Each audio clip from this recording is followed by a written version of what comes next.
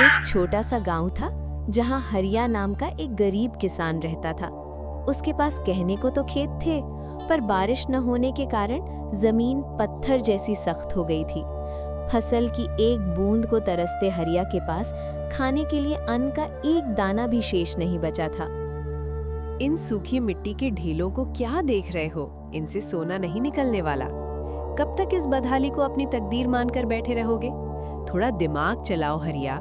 सिर्फ पसीना बहाने से पेट की आग नहीं बुझती। दुनिया बहुत चालाक है और तुम अभी भी ईमानदारी की माला जप रहे हो। शीला, सब्र कर। ये जमीन मेरी माँ जैसी है। आज रूठी है तो कल मान भी जाएगी। भगवान देख रहा है, वो हमें कभी भूखा नहीं मरने देगा। बस थोड़ी मेहनत और सही वक्त का इंतजार है।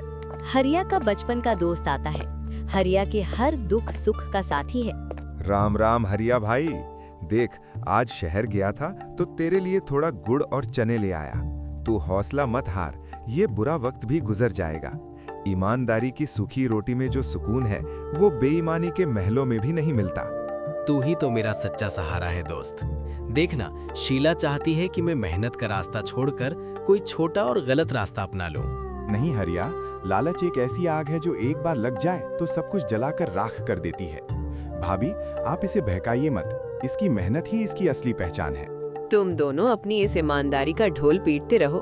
देखना, एक दिन तुम्हारी यही भूख तुम्हें मेरी चालाकी की कदर करना सिखाएगी।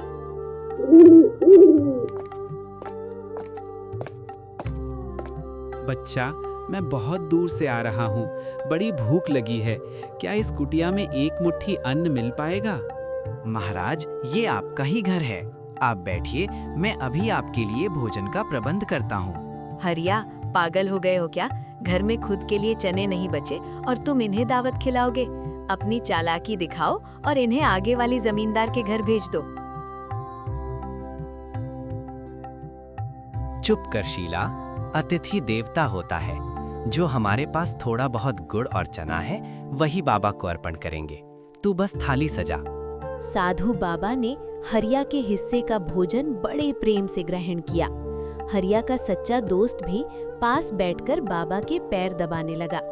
साधु बाबा हरिया की गरीबी और उसके बड़े दिल को देखकर बहुत प्रसन्न हुए।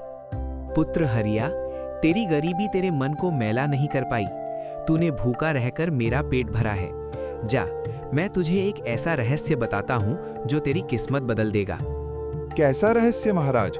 क्या हरिया के दुखों का अंत हो जाएगा? हाँ, यहाँ से उत्तर की दिशा में एक घना जंगल है जहाँ नीले पंखों वाली जादुई चिड़िया रहती है।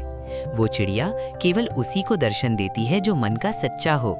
वो चिड़िया तुझे एक ऐसे मार्ग पर ले जाएगी जहाँ तेरी गरीबी का समाधान छिपा है। बाबा, क्या वो चिड़िया सोना देती है? क्या हम रातों रात अमीर बन जाएंगे? बेटी, वो चिड़िया सोना नहीं, अवसर देती है। पर याद रखना, वो चिड़िया तुम्हारी परीक्षाओं की शुरुआत भी है। हरिया, कल सुबह होते ही निकल जाना। वो जादुई चिड़िया ही तुझे जादुई मटके तक पहुंचाएगी।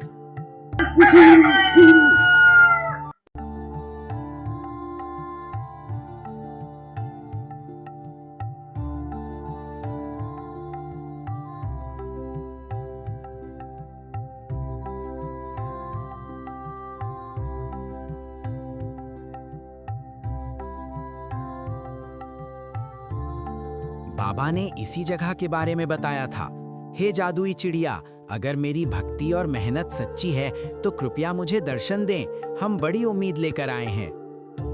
भाई देखो, उस ऊंची डाल पर कुछ चमक रहा है। क्या वही वो चिड़िया है? हाँ, वही है।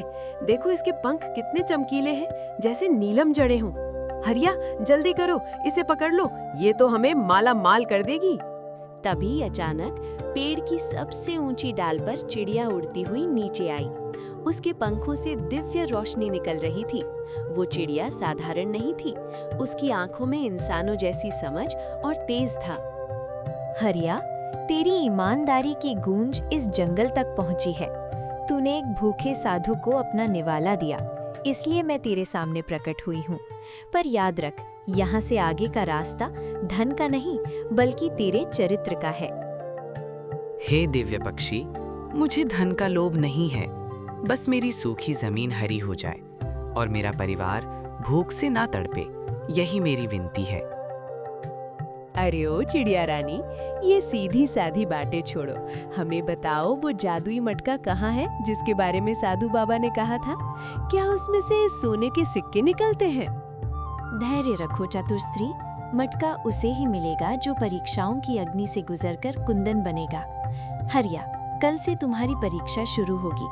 अगर तुम सफल हुए तो मैं तुम्हें उस जादुई मटके का पता बताऊंगी।